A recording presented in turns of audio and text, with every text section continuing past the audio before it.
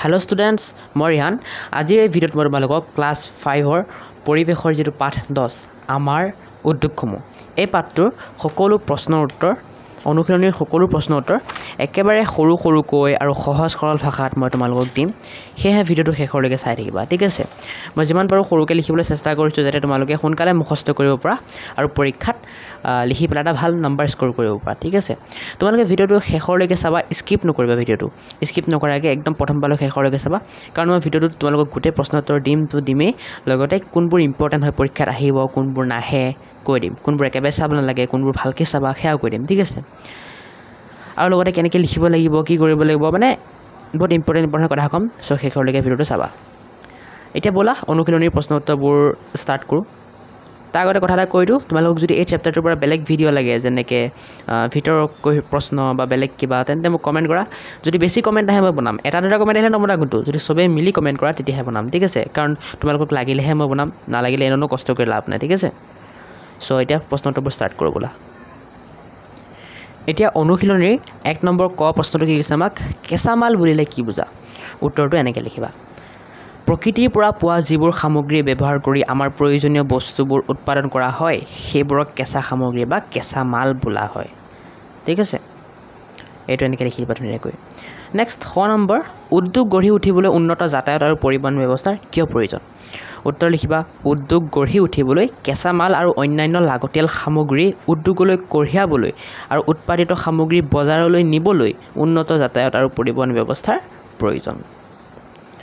next গ নম্বৰটো উদ্যোগ গঢ়ি উঠিবলৈ কি কাৰকৰ প্ৰয়োজন লিখা উত্তৰ লিখিবা উদ্যোগ গঢ়ি উঠিবলৈ কেঁচা মাল মূলধন যন্ত্ৰপাতি বজাৰ আৰু উন্নত যাতায়াত ব্যৱস্থাৰ দৰে কাৰকসমূহৰ প্ৰয়োজন ঘ নম্বৰ লুটিখা উদ্যোগৰ বাবে কি কেঁচা মালৰ প্ৰয়োজন উত্তৰ লিখিবা লুটিখা উদ্যোগৰ বাবে প্ৰয়োজন হোৱা কেঁচা মাল হ'ল আকৰিক লো কয়লা আৰু চূণশিল ঠিক আছে ঙ নম্বৰ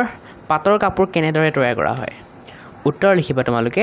পাট পলুৱে সজা লেটাৰ পৰা ৰেচম সূতা উলিয়াই পাটৰ কাপোৰ তৈয়াৰ কৰা হয় এতিয়া খালিতে প্ৰকাৰখিনি চাওঁ আহা মই ডাইৰেক্ট উত্তৰবোৰ তোমালোকক দেখাই দি আছোঁ মুম্বাই ভাৰতৰ আধুনিক বস্ত্ৰ উদ্যোগৰ প্ৰথম কেন্দ্ৰ সো তোমালোকৰ ইয়াত খালি ঠাই কোনটো এইটো বস্ত্ৰটো হয় ইয়াত মই মাৰ্ক কৰা নাই তোমালোকক কিতাপত দেখাই দি আছোঁ ৰ'বা এয়া চোৱা তোমালোকে ইয়াত কি বহাবা বস্ত্ৰ তেনেকৈ কাগজ উদ্যোগৰ প্ৰধান কেঁচা মাল হ'ল বাঁহ ভাৰতৰ সকলোতকৈ বেছি ৰেচমী কাপোৰ কৰ্ণাটক ৰাজ্যত উৎপন্ন হয় ঠিক আছে ইয়াত কৰ্ণাটক লিখিবা এইটো কৰ্ণাটক লিখিবা এইটো স্পেলিংটো মই দেখাই দি আছোঁ তোমালোকক এইটো কৰ্ণাটক ঠিক আছে নেক্সট তোমালোকৰ আছে চেনি উদ্যোগৰ প্ৰধান কেঁচা মাল হ'ল এইটো হ'ব কুঁহিয়াৰ স্পেলিং তাপা ধৰা পোৱা নাই যদি ইয়াৰ পৰা চাই ল'বা কুঁহিয়াৰ প্ৰথমটো খালি ঠাইত বহিব বস্ত্ৰ পিছৰটোত বহিব বাঁহ পিছৰটোত বহিব তোমালোকৰ কৰ্ণাটক পিছৰটোত বহিব কুঁহিয়াৰ স্পেলিংবোৰ ইয়াৰ পৰা চাই ল'ব পৰা ইয়াত অকল উত্তৰবোৰ দি আছে ঠিক আছে এতিয়া আমি 3 নম্বৰ ক অংশৰ লগত খ অংশ মিলখিনি চাওঁ আহা আমাক এনেকৈ প্ৰশ্নটো দিছে আমি মিলাব লাগে মানে কোনটো উদ্যোগ ক'ত আছে সেইটো আমি মিলাব লাগে ঠিক আছে সো উত্তৰ তোমালোকে এনেকৈ লিখিবা তেল শোধনাগাৰ ক'ত আছে নুমলীগড়ত আছে গেছ প্লাণ্ট ক'ত আছে কঁঠালগুৰিত আছে খাৰ উদ্যোগ নামৰূপত আছে মৰাপাট উদ্যোগ শিলঘাটত আছে ঠিক আছে এতিয়া ভিডিঅ'টোৰ মাজতে মই ষ্টুডেণ্টছ এটা কথা কৈ দি আছোঁ মই তোমালোকৰ ক্লাছ 5 পৰিৱেশৰ সকলোবোৰ ভিডিঅ' বনাম বুলি ভাবিছোঁ তাৰে কিছুমান মই অলৰেডি বনালোঁ আৰু কিছুমান মই আগলৈ বনাম সেয়ে গোটেই সেই ভিডিঅ'বোৰ যদি তোমালোকক লাগে সেই ভিডিঅ'ৰ লিংক মই মোৰ ডেছক্ৰিপশ্যনত দি থৈছোঁ এতিয়া তোমালোকে ডেছক্ৰিপশ্যন কেনেকৈ খোলে যদি নাজানা মই শিকাই দিছোঁ চোৱা তোমালোকে এই ভিডিঅ'টো সৰু কৰি ল'বা সৰু কৰি পেলাই এই মোৰ অপশ্যনটোত ক্লিক কৰিবা ক্লিক কৰাৰ পিছত তোমালোকে এনেকুৱা এটা পেজ চাব পাৰিবা আকৌ এই মোৰ অপশ্যনটোত MORE মোৰ অপশ্যনটোত ক্লিক কৰিলে তোমালোকে এনেকুৱা এটা পেজ চাব পাৰিবা ইয়াত তোমালোকে ডাউনলোড PDF বুলি লিংক এটা পাবা তাত ক্লিক কৰিলে তোমালোকে ক্লাছ 5 পৰিৱেশৰ যিমানবোৰ চেপ্টাৰ আছে সকলোবোৰ চেপ্টাৰৰ PDF নোটছ পাই যাবা ঠিক আছে অনুশীলনীৰ যিবোৰ কুৱেশ্যন আনচাৰ আছে সেইবোৰৰ PDF নোটছ পাই যাবা এতিয়া বৰ্তমান এইটোতো হোৱা নাই যেতিয়া হৈ যাব মই দি দিম ঠিক আছে পিছত তোমালোকে পাবা প্লেলিষ্ট লিংক ক্লাছ 5 পৰিৱেশ সেইটোত ক্লিক কৰিলে তোমালোকে ক্লাছ 5 পৰিৱেশৰ যিমানবোৰ মই ভিডিঅ' বনাইছোঁ সকলো পাই যাবা পাছত মোৰ হোৱাটছআপ চেনেল ইনষ্টাগ্ৰাম ফেচবুক এইবোৰ লিংক থাকিব গৈ পেলাই ফ'ল' কৰি দিবা আৰু মই ভৱিষ্যতে মোৰ এপ এটা লঞ্চ কৰিম বুলি ভাবিছোঁ সেইটো যদি লঞ্চ কৰোঁ মই ইয়াত লিংক দি দিম তোমালোকে গৈ ডাউনলোড কৰি ল'বা মই যদি MCQ ভিডিঅ' বা ভিতৰুৱা প্ৰশ্নৰ ভিডিঅ' বনাওঁ তেতিয়া মই সেইবোৰৰ লিংক ইয়াত ডেছক্ৰিপশ্যনত দি দিম ঠিক আছে তোমালোকে চাবগৈ পাৰিবা এতিয়া আমি আকৌ প্ৰশ্নোত্তৰৰ লৈ ঘূৰি আহিছোঁ আমি হেৰি মিলমিলিখিনি কৰিলোঁ হয় এতিয়া আমি 4 নম্বৰটো কৰিম 4 নম্বৰটো কৰিম পিছত 5 নম্বৰ পিছত 6 পিছত 7 তাৰ আগতে মই কৈ দিওঁ তোমালোকৰ এতিয়া আমি 1 নম্বৰখিনি যে চালোঁ এইখিনি বৰ ইম্পৰ্টেণ্ট পৰীক্ষাত এইখিনি আহিয়ে থাকে 2 নম্বৰখিনিও তোমালোকৰ বৰ ইম্পৰ্টেণ্ট পৰীক্ষাত আহিয়ে থাকে 1 আৰু 2 নোচোৱাকৈ নাযাবাই 3টো ইম্পৰ্টেণ্ট সেয়ে 1 2 3 এইকেইটা নোচোৱাকৈ নাযাবাই পিছত 4টো আহে দেই 4টো আহে কিন্তু যোনে ডাঙৰ প্ৰশ্ন মুখস্থ কৰিব নোৱাৰা সেয়ে 4টো এৰি দিব পৰা কিন্তু 1 2 3 কেইটা চাই যাবাই পিছত 5 নম্বৰটো তোমালোকৰ আহেই ঠিক আছে তোমালোকে নোচোৱাকৈ যাব নোৱাৰা গতিকে চাবা এইটো 6 নম্বৰটো ইম্পৰ্টেণ্ট হয় 7 নম্বৰটো তোমালোকৰ ইচ্ছা চাইও যাব পাৰা নাচাইও যাব পাৰা 50-50 চান্স আছে মানে আহিব পাৰে নাহিব পাৰে কিন্তু 1ৰ পৰা লৈ 6লৈকে গোটেইকেইটা ইম্পৰ্টেণ্ট দেই বহুত ইম্পৰ্টেণ্ট আহি থাকে চ' মই এতিয়া এটা কথা কওঁ যোনে যোনে সৰু প্ৰশ্নহে মুখস্থ কৰিব পাৰে ডাঙৰ নোৱাৰা সিহঁতে 1 2 3 এইকেইটা মুখস্থ কৰি যোৱাই বাকী 4 5 6 7 এইবোৰ নালাগে ঠিক আছে কিন্তু যদি পাৰা 4 5 6 7 গোটেইকেইটাই কৰা কাৰণ পৰীক্ষাত আহিব পাৰে তাৰে ভিতৰত 4 5 6টো বেছি ইম্পৰ্টেণ্ট 7টো ইমান এটা ইম্পৰ্টেণ্ট নহয় এতিয়া আমি 4 নম্বৰ প্ৰশ্নটোৰ উত্তৰ চাই লওঁ আহা 4 নম্বৰ প্ৰশ্নটো আমাৰ কি কৈছে পৰ্যাপ্ত পৰিমাণে কেঁচা মাল মজুত নাথাকিলেও যে কোনো এখন ঠাইত বৃহৎ উদ্যোগ গঢ়ি উঠিব পাৰে সেই বিষয়ে এখন দেশৰ উদাহৰণ দি বুজাই লিখা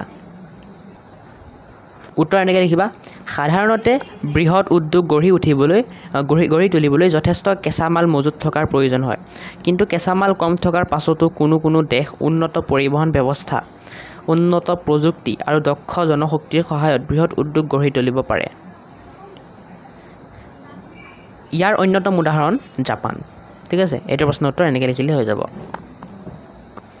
এতিয়া আমি নেক্সট 5 নম্বৰটো চাওঁ 5 নম্বৰ কি কৈছে আমাক অসমত কিয় বেছিকৈ বৃহৎ উদ্যোগ গঢ়ি উঠা নাই তাৰ কাৰণসমূহ বুজাই লিখা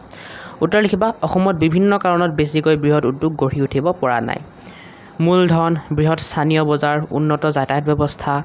দক্ষ শ্ৰমিক আদিৰ অভাৱ ইয়াৰ প্ৰধান কাৰণ নেক্সট 6 নম্বৰটো উদ্যোগ বুলিলে কি বুজা ভাৰতৰ 4টা বৃহৎ উদ্যোগৰ নাম লিখা দুটা প্ৰশ্ন আছে গতিকে আমি দুটা পেৰাগ্ৰাফত লিখিম ঠিক আছে প্ৰথম প্ৰশ্নটোৰ উত্তৰ প্ৰথম পেৰাগ্ৰাফ দ্বিতীয় প্ৰশ্নটোৰ উত্তৰ দ্বিতীয় পেৰাগ্ৰাফ উত্তৰ লিখিবা প্ৰকৃতিৰ পৰা পোৱা কেঁচা মালসমূহ যিবোৰ উৎপাদন কেন্দ্ৰই আমাৰ প্ৰয়োজনীয় সামগ্ৰীলৈ ৰূপান্তৰ কৰে তাকেই উদ্যোগ বোলা হয় এতিয়া 2 নম্বৰ প্ৰশ্নটো ভাৰতৰ 4টা বৃহৎ উদ্যোগৰ নাম লিখা সেইটো লিখিবা ভাৰতৰ 4টা বৃহৎ উদ্যোগৰ নাম হ'ল চেনি উদ্যোগ কপাহী বস্ত্ৰ উদ্যোগ লুটিখা উদ্যোগ আৰু ৰেচম উদ্যোগ এতিয়া 7 নম্বৰখিনি চাওঁ চমুটোকা লিখা উত্তৰ লিখিবা তোমালোকে চেনি উদ্যোগৰ বিষয়ে চমুটোকা এনেকৈ চেনি উদ্যোগৰ প্ৰধান কেঁচা মাল হ'ল কুঁহিয়াৰ সেয়েহে এই উদ্যোগবোৰ কুঁহিয়াৰ উৎপন্ন হোৱা ঠাইৰ কাষত গঢ়ি উঠে এটা কাম কৰিবা তোমালোকে ইয়াত দাড়ি এটা দি দিবা ক'ত গ'লো ৱেইট অলপমান ৱেইট কৰা কুঁহিয়াৰ ইয়াত দাড়ি এটা দি দিবা ঠিক আছে আৰু লগতে এই কেঁচা মালৰ মাজত কোনো স্পেচ নিদিবা ঠিক আছে এতিয়া ঠিক আছে তোমালোকে চেনি উদ্যোগৰ বিষয়ে চমুটোকাটো এনেকৈ লিখিব পাৰা নেক্সট কাগজ উদ্যোগ ইয়াৰ উত্তৰটো লিখিবা কাগজ উদ্যোগৰ প্ৰধান কেঁচা মাল বাঁহ যদিও ঘাঁহ পুৰণি কপাহ মৰাপাতৰ আৱৰ্জনা আদিৰ পৰাও কাগজ তৈয়াৰ কৰা হয় নেক্সট কপাহী বস্ত্ৰ উদ্যোগ ইয়াৰ বিষয়ে এনেকৈ লিখিবা কপাহী বস্ত্ৰ উদ্যোগৰ প্ৰধান কেঁচা মাল হ'ল কপাহ এই উদ্যোগৰ ক্ষেত্ৰত ভাৰত পৃথিৱীৰ ভিতৰতে এখন আগবঢ়া দেশ নেক্সট ৰেচম উদ্যোগ এইটোৰ বিষয়ে এনেকৈ লিখিবা ৰেচম উদ্যোগৰ প্ৰধান কেঁচা মাল হ'ল ৰেচম সূতা এইটো অকণমান দিগদাৰ হৈছে ৰেচন নহয় ৰেচন হৈ আছে ঠিক আছে ৰেচম লিখিব লাগিব ৰেচম সূতা ঠিক আছে এতিয়া হৈছে ৰেচম সূতা যি পাট পলুৰ টাইপিং কৰোঁতে অকণ চকণ হৈ যায় মিষ্টেক আৰু পাট পলুৰ পৰা উৎপাদন কৰা হয় এই উদ্যোগৰ ক্ষেত্ৰত ভাৰত পৃথিৱীৰ ভিতৰত এখন আগবঢ়া দেশ এই উদ্যোগৰ ক্ষেত্ৰত এই ৰেচমটো কাটি দিবা ঠিক আছে নাও ঠিক আছে একদম আকৌ পঢ়ি দিছোঁ মই কিবা ভুল হৈছে নেকি চাইছোঁ ৰেচম উদ্যোগৰ প্ৰধান কেঁচা মাল হ'ল ৰেচম সূতা যি পাট পলুৰ পৰা উৎপাদন কৰা হয় এই উদ্যোগৰ ক্ষেত্ৰত ভাৰত পৃথিৱীৰ ভিতৰত এখন আগবঢ়া দেশ এতিয়া একদম কাৰেক্ট এতিয়া লিখিব পৰা তোমালোকে ধুনীয়াকৈ এতিয়া লুটিখা উদ্যোগটো চাওঁ এইটো এনেকৈ লিখিবা লুটিখা উদ্যোগৰ বাবে প্ৰয়োজন হোৱা কেঁচা মাল হ'ল আকৰিক লোহ কয়লা আৰু চূণশিল এই উদ্যোগৰ বাবে উন্নত যাতায়াত ব্যৱস্থাৰ প্ৰয়োজন এইখিনি লিখিলে হৈ যাব চ' ষ্টুডেণ্টছ তোমালোকৰ এই চেপ্টাৰটোত যিমান কুৱেশ্যন আনচাৰ আছিল অনুশীলনীত সকলো ছল্ভ হৈ গ'ল কাৰণ 7 নম্বৰলৈকে আছিল টোটেল ন এতিয়া আমি ইয়াৰ নেক্সট ভিডিঅ'ত পাঠ 11 আমাৰ অনুষ্ঠান প্ৰতিষ্ঠানসমূহ সেই পাঠটো ডিছকাছ কৰিম গতিকে এই ভিডিঅ'টো লাইক কৰি চেনেলটো ছাবস্ক্ৰাইব কৰি দিয়া আৰু কমেণ্ট কৰা যে এই পাঠটো লাগিব নাই যদি তোমালোকক লাগে কমেণ্ট কৰা বেছি কমেণ্ট আহিলে মই এই পাঠটোৰ ওপৰত ভিডিঅ' বনাম আৰু বনালে তোমালোকে পাবা গতিকে চেনেলটো ছাবস্ক্ৰাইব কৰি ৰাখিবা আজিলৈ ভিডিঅ'টো এইখিনিতে সামৰণি মাৰিছোঁ বাই বাই বাই বাই